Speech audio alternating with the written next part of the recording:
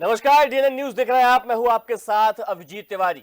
हरियाणा और जम्मू कश्मीर में लगातार काउंटिंग जारी है, रुझान आते जा रहे हैं और हरियाणा राज्य के रुझानों में भाजपा को भारी बढ़त मिल रही है। लाडवा सीट से सीएम आगे चल रहे हैं तो हिसार से निर्दलीय सावित्री जिंदल आगे है, वहीं पूर्व रेसलर विनेश फोगाट पीछे चल रही है। भाजपा प्रमुख रविंदर रैना रुझानों में एनसी आगे, समर्थकों ने जश्न मनाया। तो जम्मू कश्मीर के चुनावों में नेशनल कॉन्फ्रेंस और कांग्रेस की सरकार बनती हुई नजर आ रही है। वहीं अगर हरियाणा चुनाव को लेकर बात की जाए तो जिस प्रकार से जो एग्जिट पोल आए थे वो पूरी तरह से विफल साबित हो रहे हैं और हरियाणा में एकदम से उलटफेर नजर आया है। और सुबह से ही अगर बात की जाए रुझानों की तो रुझानों में भारतीय जनता पार्टी की सरकार बनती हुई नजर आ रही है। 50 सीट के करीब रुझानों में भारतीय जनता पार्टी आगे चल रही है। वहीं अगर जम्मू कश्मीर चुनाव को लेकर बात की जाए तो जम्मू कश्मीर को लेकर भी रुझान लगातार आ रहे हैं, जिनमें करीब 26 सीट पर भारतीय जनता पार्टी आगे है। वहीं नेशनल कॉन्फ्रेंस और कांग्रेस सरकार बनाती हुई नजर आ रही है। पीडीपी के कुछ खास वहां पर हाथ नहीं लगा है, करीब 5 सीट पर पीडीपी अभी आगे चल रही है। तो ऐसे में अब पीडीपी का रुख क्या होगा ये देखने वाली बात होगी। लेकिन हरियाणा के जो रुझान आ रहे हैं इसने सभी को चौंका दिया है, क्योंकि कहा तो एग्जिट पोल में बिल्कुल सरकार बनती हुई नजर आ रही थी कांग्रेस की और भारतीय जनता पार्टी का सुपड़ा साफ कर दिया था एग्जिट पोल ने। लेकिन जैसे जैसे रुझान आने शुरू हुए तस्वीर धीरे धीरे पूरी बदलती गई।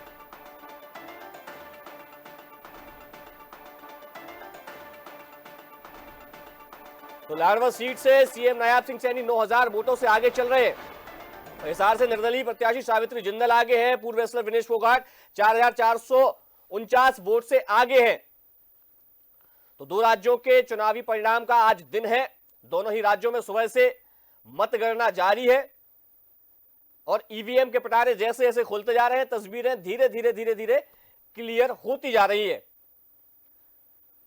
तो जम्मू कश्मीर में जिस प्रकार से भारतीय जनता पार्टी को 26 सीटें मिली है, तो हरियाणा के विधानसभा चुनाव में भारतीय जनता पार्टी के रुझानों में सरकार बनती हुई नजर आ रही है। चलिए सबसे पहले सुनते हैं कि हरियाणा भारतीय जनता पार्टी के जो प्रदेश अध्यक्ष हैं उन्होंने क्या कहा है। चुनाव के बाद जिस प्रकार का एग्जिट पोल के रुझान दिखा था, तब भी मैंने सभी एजेंसियों का धन्यवाद किया था कि 2 दिन की खुशी कांग्रेस के नेताओं को मिली है। 10 वर्ष का वनवास अभी कांग्रेस का हुआ है और 2047 तक भारतीय जनता पार्टी का शासन रहना है। हरियाणा प्रदेश विकसित प्रदेश बनेगा, भारत विकसित राष्ट्र बनेगा, तब तक इस देश में भारतीय जनता पार्टी की सरकार रहने वाली है और इस देश की जनता भारतीय जनता पार्टी की नीतियों से, भारतीय जनता पार्टी के काम से संतुष्ट है, भारतीय जनता पार्टी के साथ है। और उसका प्रमाण इस 2024 के विधानसभा चुनाव में हरियाणा की जनता ने दिया है।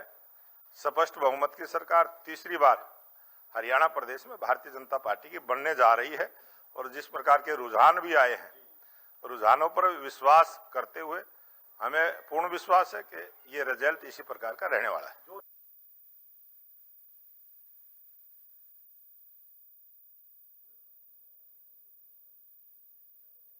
तो चुनाव रुझानों को कांग्रेस की ओर से भी लगातार बयान सामने आ रहे हैं। वहीं राष्ट्रीय प्रवक्ता कांग्रेस के पवन खेड़ा का भी बयान सामने आया है, आपको वो भी सुनवाते हैं।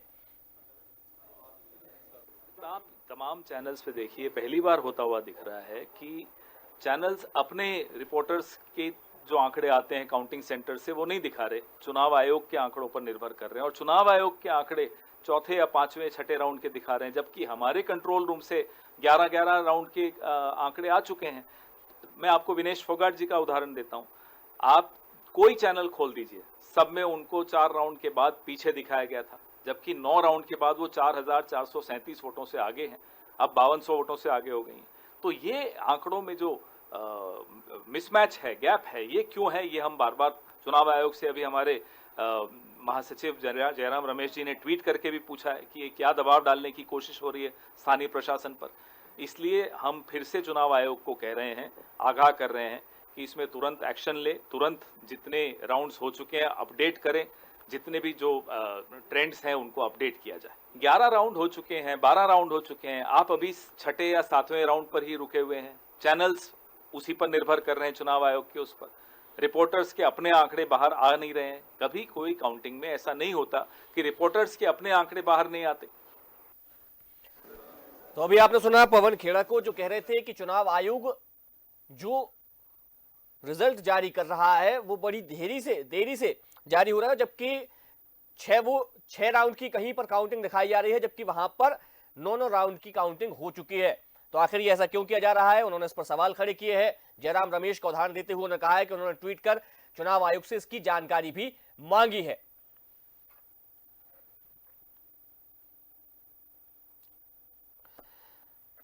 तो हरियाणा विधानसभा चुनाव के लिए नतीजों का दिन है। जम्मू कश्मीर चुनाव के परिणाम धीरे धीरे साफ होते जा रहे हैं। तो चलिए चुनाव नतीजों को लेकर करेंगे चर्चा, और सबसे पहले परिचय करवा देते हैं अपने मेहमानों से। कांग्रेस से हमारे साथ जुड़ गए अंबिका शर्मा जी। अंबिका जी, आपका बहुत स्वागत है। वहीं भारतीय जनता पार्टी से हमारे साथ जुड़ गए हैं ब्रजराज सिंह जी।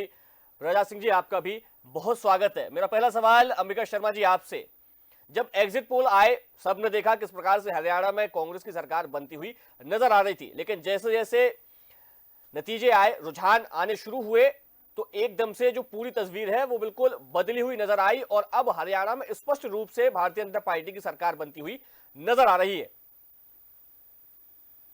देखिए अभिजीत जी, ये रुझान अभी बहुत पुराने रुझान हैं।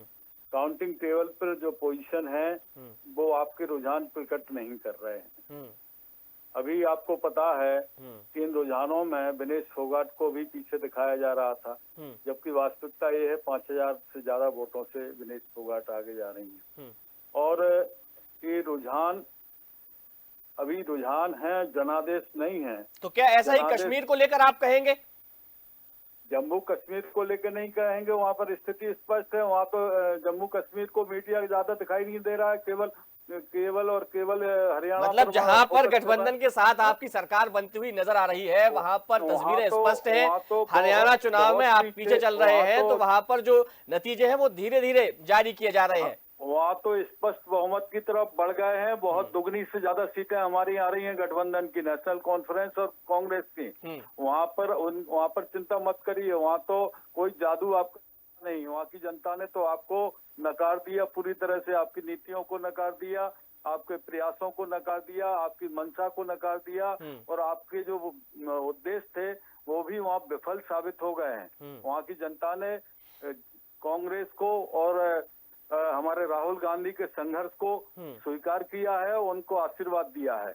यहाँ पर हरियाणा में आप देखिए, किसान, जवान और पहलवान, यहाँ 3 मुद्दे जबरदस्त रूप से थे।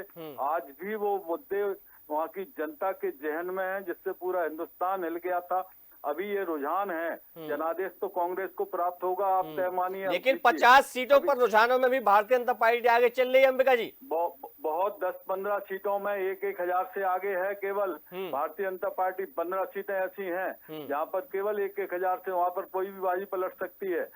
20-22 सीटें ऐसी हैं जहाँ केवल 3-3 हजार से आगे है भारतीय जनता पार्टी, वहाँ भी बाजी पलट सकती है। अभी धैर्य रखिए, इतना ज्यादा उतावला होने की आवश्यकता कांग्रेस को नहीं है।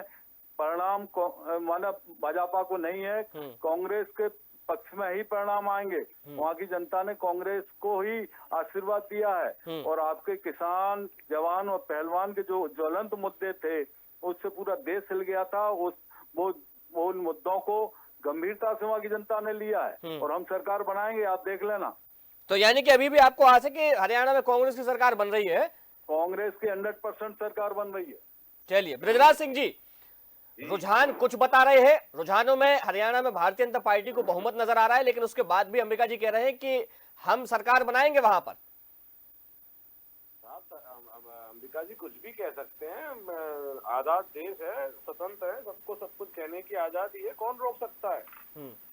मैं तो कह रहा हूँ वो शपथ भी ले लें, किसने रोका है उनको। मेरे सामने आंकड़े खुले हुए हैं अभिजीत जी, 49 सीटों पर हम आगे हैं, और वो कह रहे हैं 1000-3000।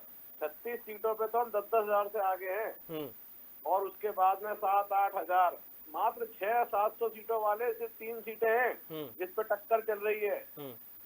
और ये ईसीआई के आंकड़े की बात कर रहा हूँ। अगर टीवी स्टूडियो ने इनको सुबह अगर 1 घंटे जिता दिया तो ये उन टीवी स्टूडियो वाले से पूछें कि अब ये क्या हो रहा है। अब वो भी यही आंकड़े दिखा रहे हैं। मैं तो यहाँ पर एक बात कहना चाहता हूँ कि जाति जाति जाति करने वालों को जाति ने ही हरा दिया। विकास की राजनीति जाति की राजनीति में भारी पड़ी। लेकिन मुद्दा ये नहीं है, मुद्दा ये है कि ये जो भारत देश के अंदर अराजकता का माहौल बना के अराजकता फैलाने का जो प्रयास कर रहे हैं उसको जनता ने हराया है। जो पार्टी 2014 से पहले तीसरे चौथे पायदान में हुआ करती थी हरियाणा में, वो वहां पर आज तीसरी बार सरकार बनाने जा रही है। जिस पार्टी का नाम निशान जम्मू एंड कश्मीर में नहीं था, आज वो 30 सीटों के आसपास जीत रही है वहां पर, और दमदारी से अपनी बात रखेगी आगे जाके। नहीं, लेकिन ब्रजराज जी इस बार जिस प्रकार से भारतीय जनता पार्टी चुनावी मैदान में जब उतरी, जम्मू कश्मीर की अगर मैं बात करूं तो पूरे दमखम के साथ वहां आपकी पार्टी के लीडर्स पहुंचे, सरकार बनाने का दावा किया गया। हालांकि उनको जो विकास कार्य पार्टी की ओर से आपके किए गए, सरकार की ओर से किए गए हैं, वो गिनाए भी गए। लोग भी काफी खुश नजर आए वहां के जम्मू कश्मीर के भारतीय जनता पार्टी के कामों से। लेकिन उसके बाद अगर देखा जाए तो जिस प्रकार की बात और दावे किए गए थे पार्टी नेताओं के द्वारा, वरिष्ठ नेताओं के द्वारा, अभिजीत जी पहले ही अटेम्प्ट में आप 100 मीटर की दौड़ नहीं जीत सकते। प्रयास तो आपको करना पड़ेगा, और वो प्रयास में हम अगर दूसरे नंबर पे हैं तो हम उससे संतुष्ट हैं। नहीं, आप पहले भी पीडीपी के साथ सरकार बना चुके हैं वहां पर जी, आप पहले भी पीडीपी के साथ सरकार वहां पर बना चुके हैं, तो कोई पहली दौर तो आपके लिए कहलाएगी नहीं। रिप्रेजेंटेशन था हमारा वहां पर उस समय। जम्मू के अलावा हम कहीं जीतते नहीं थे।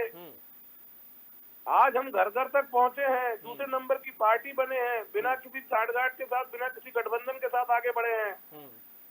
तो ये हमारे लिए जीत से कम नहीं है। अभिजीत जी, बाल की खाल निकालना आसान है, लेकिन एक स्पष्ट रूप से मैं ये कहना चाहूंगा कि वहाँ के लोगों ने वहाँ पर आज भी जो मुस्लिम तुष्टीकरण है, जो पाकिस्तान प्रेम है, उसमें काफी आज भी काफी लोगों के उसमें बहुत सारे वीडियो ऐसे आए थे जिसमें वो स्पष्ट रूप से कह रहे थे कि भाजपा ने बहुत अच्छा काम किया है, लेकिन हम भाजपा को वोट नहीं देंगे। मैं आपको सुना सकता हूँ, चाहो तो अर्चना तिवारी के वीडियोस पे जाकर देख सकते हो। उनमें स्पष्ट रूप से बहुत लोगों के, अच्छे अच्छे बड़े लोग, छोटे लोग, सबके। लेकिन विषय ये नहीं है, विषय ये है कि सत्ता के नजरिए से चीजों को नहीं देखी जानी चाहिए। समाज जागरूक हो रहा है और समाज। अच्छा, मैं एक बात और आपको अभी बता दूं, अभी कुछ देर पहले अंबिका शर्मा जी रुझानों को लेकर बात कर रहे थे, तो जहां उन्होंने हरियाणा के रुझानों पर संशय जताया, वहीं उन्होंने जम्मू कश्मीर के रुझानों को लेकर खुशी जताई। उन्होंने कहा कि जम्मू कश्मीर में तो रुझान सही आ रहे हैं, लेकिन हरियाणा में जो रुझान आ रहे हैं वो उसमें उन्हें करिश्मा होने की भी आस है। अभिजीत जी, यही तो मैं कह रहा हूँ कि ये जो इनके है ना, जो बोल हैं, जो इनकी जो बातें हैं, ये सब जनता के बीच में आ चुकी हैं। जनता समझ चुकी है, जनता इनको पहचानने लगी है। इनकी जातिगत जो राजनीति है उस पे जनता ने मोहर लगाई है कि उसको नकार दिया है। देखिए, भारत देश मोदी जी की सरकार नेतृत्व में विकसित भारत की तरफ बढ़ना चाह रहा है, और ये लोग उसको वापस पीछे ले जाना चाहते हैं।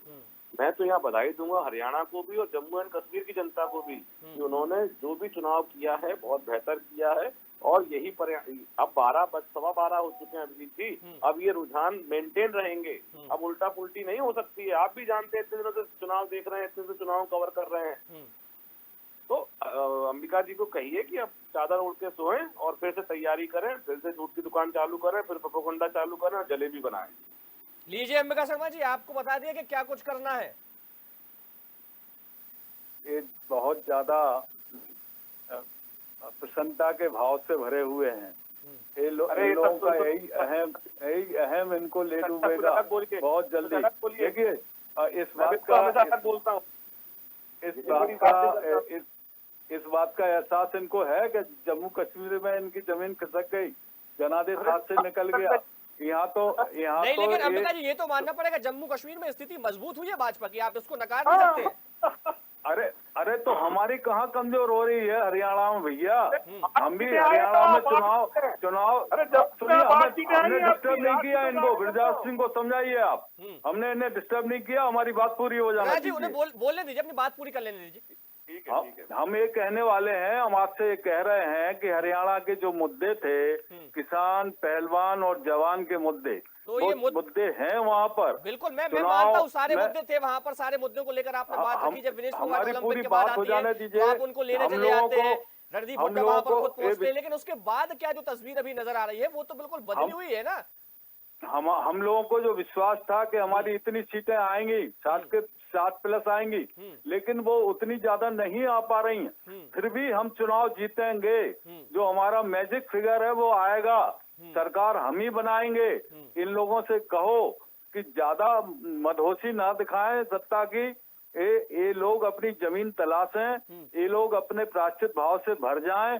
इन्होंने जो पाप किए हैं जनता अच्छी तरह से समझ रही है।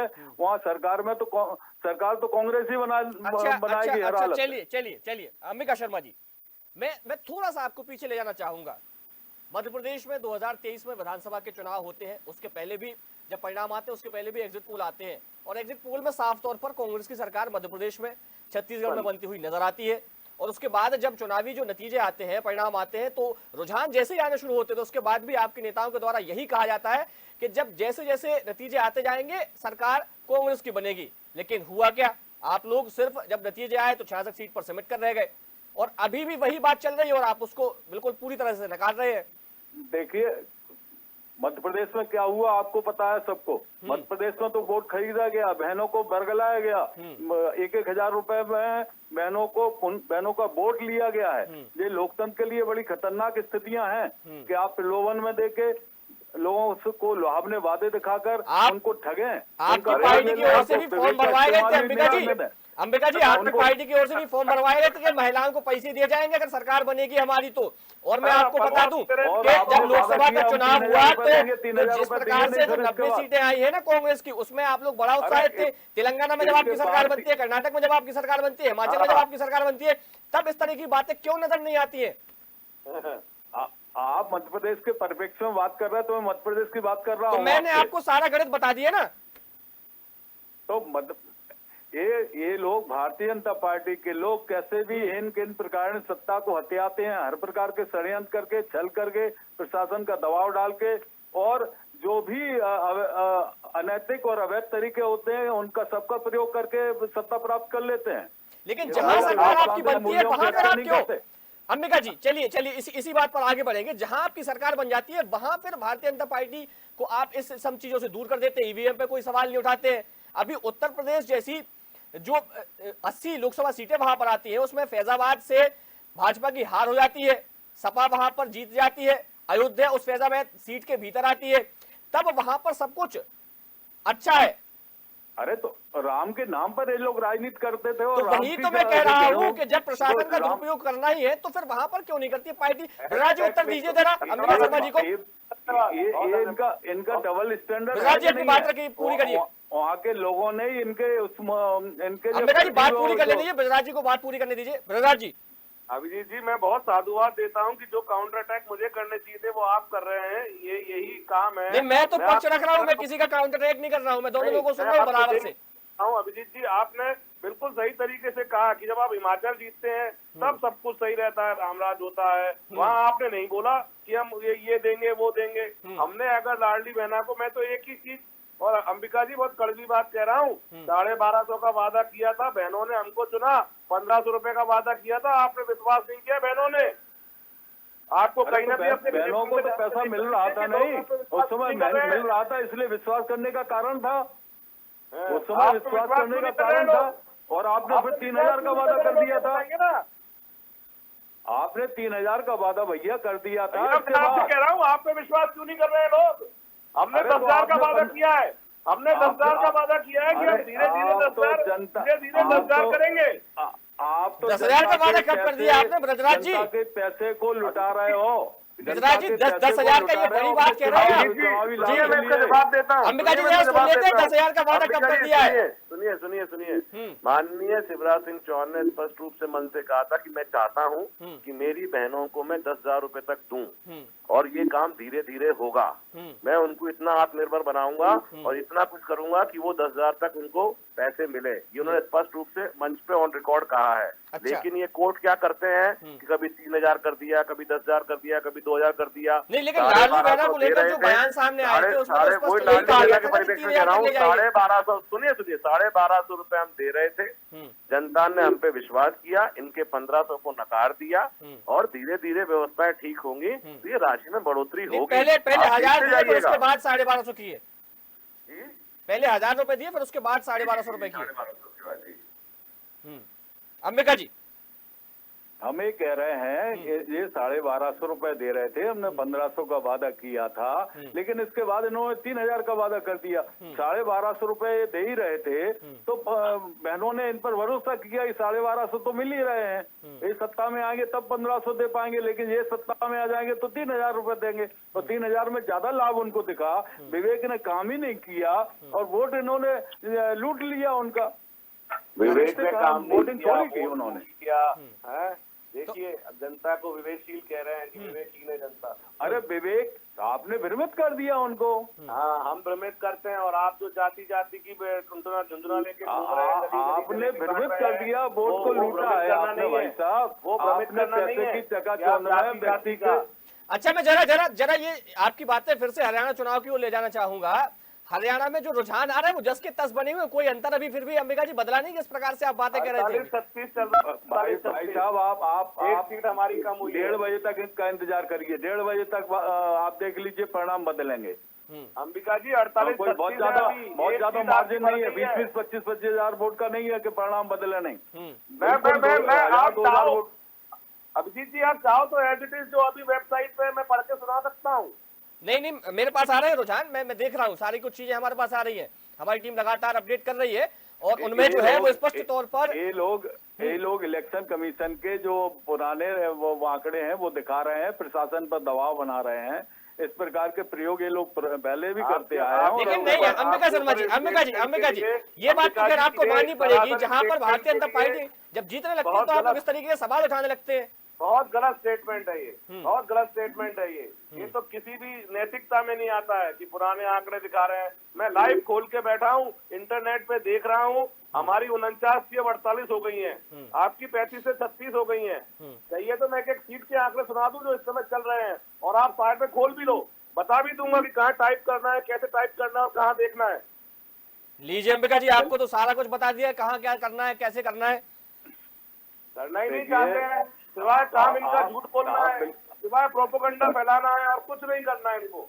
कोई बहुत बड़ा चमत्कार इनका नहीं होने वाला है। इनकी पहले से ही हरियाणा में सरकार थी, एंटी इनकम्बेंसी वहाँ काम करेगी, जनता का रुझान वहाँ पर काम करेगा। आप धैर्य रखिए। आप उनकी एंटी इनकम्बेंसी की बात कर रहे हैं। कुमारी सैलजा और भूपेंद्र हुड्डा के बीच क्या हुआ, पूरी तस्वीर सबने देखी है, किस प्रकार से मुख्यमंत्री की दावेदारी को लेकर दोनों नेताओं में जो टसल थी ना वो नजर आई है सबको।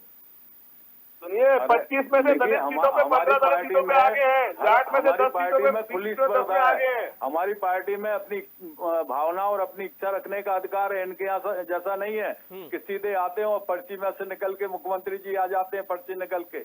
वहाँ पर यहाँ डेमोक्रेसी नहीं है, इनके यहाँ आंतरिक लोकतंत्र नहीं है। यहाँ पर तो बिल्कुल पूरी तरह से थोपे हुए मुख्यमंत्री बनते हैं। मध्य प्रदेश में भी देखा होगा आपने, शिवराज सिंह जी रहेगा, शिवराज सिंह की मेहनत बिल्कुल मिट्टी में मिल गई है और मोहन यादव की पर्ची निकल आई और मोहन यादव जी को बना दिया। क्यों बना दिया था आपको सबको पता है कि बीजेपी को वोट लेना था यादव बंधुओं के, वहाँ पर पूरे यादव भाइयों के उत्तर प्रदेश में, इस वजह से तो सब प्रयोग फेल हो गए, इनके असफल हो गए। लेकिन फिर भी अगर आप बात करें तो जो तस्वीर है वो वही की वही है, उससे कोई इन बातों से वो बदल नहीं रही है अभी फिलहाल तो। ब्रजराज सिंह जी, बात पूरी करें जी, बात पूरी करें अपनी।